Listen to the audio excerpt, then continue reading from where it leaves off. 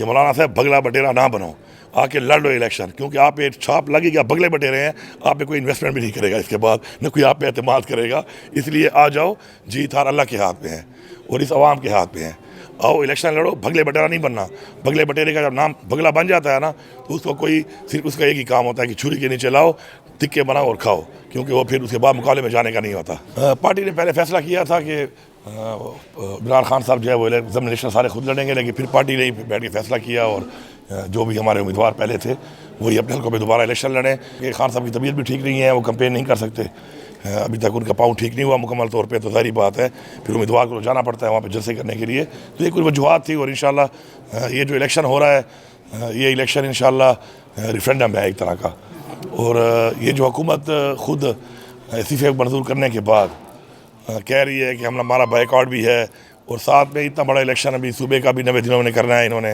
تو اکٹھا ہی ہو جاتا اور زیادہ بہتر تھا، کیونکہ پہلے یہ کہہ رہے ہیں ہمارے پاس کھانے کے پیسے نہیں ہیں، کپڑے بیچ کے ہم جو ہے آٹا پورا کریں گے، جو ان سے نہیں ہو سکتا، ملک کا تختہ انہوں نے نکالا ہوا ہے۔ لیکن یہ جو ان کی باتیں ہیں، کول کچھ اور فیل کچھ اور، وہ سامنے آ رہے ہیں کہ اب الیکشن میں اتنی بڑی کاسٹ آئے گی، اور ظاہری بات ہے امیدواروں پہ بھی آئے گی، اور پاکستان کے خزانے پہ آئے گی۔ یہ تو عوام کی ٹیکس کا پیسہ ہے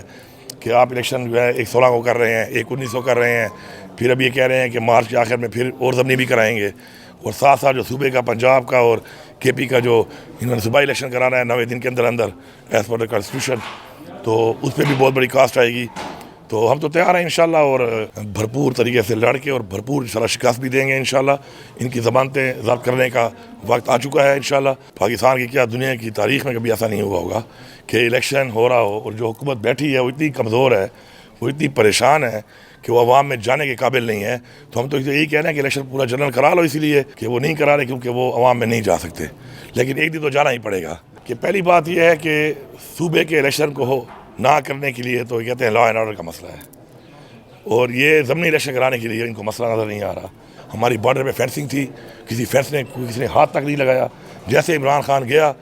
تو وہ ہمارے برادر ملک جو ہمارے ساتھ ہمارے پڑوسی ہیں وہ ہماری فینس کو کیوں کاٹ رہے ہیں؟ آخر کیا ہم نے ان سے ایسا کیا ان دنوں میں، ان کے آنے کے بعد، رجیم چینج، امریکہ کی سازش کے بعد، کہ وہ ابھی ہماری وہ فینس کاٹنا شروع ہو جائے؟ اس پہ ہمارا اربوں روپے لگا ہوا ہے۔ میں ویسے ہی دیتا ہوں جس طرح فواد چودھری دیکھتا ہے، اس سے اچھا جواب نہیں ہوگا۔ پھر وہ جو فواد چودھری کے ساتھ ہوا ہے اگر وہ میرے ساتھ ہوتا ہے تو میں اس کے لیے تیار ہوں، مجھے اس بات میں کوئی بھی مطلب ہے نہ کوئی گھبراہٹ ہے، اور نہیں میں ڈرتا ہوں۔ میں بالکل یہی کہوں گا کہ بائسڈ ہیں، اور یہ جس طریقے سے کر رہے ہیں یہ بہت غلط ہے، ایسا نہیں کرنا چاہیے۔ صاف اور شفاف الیکشن کرانا ایک جمہوری ملک کے لیے، جمہوریت کے لیے ضروری ہے، اس عوام کے لیے ضروری ہے۔ تو میرا ساری عوام کو یہ میسج ہے کہ آپ نے اپنے ووٹ کی رکھوالی کرنی ہے، اپنے ووٹ کا تحفظ کرنا ہے۔